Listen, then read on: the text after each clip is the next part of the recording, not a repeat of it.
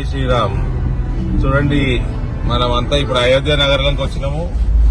అయోధ్య నగరం చూడండి, మొత్తం ఏ రకంగా మొత్తం రోడ్డు పొడవుగా డెకరేషన్ ఉంది, మొత్తం ఫ్లెక్సీలతో నిండిపోయి ఉంది. రోడ్ అంతా కనబడతా ఉంది. మొత్తం బయట శ్రీరామ భజన, ఎక్కడ పైన ఆర్టిస్టులు ఉన్నారు. ఇది చూడండి,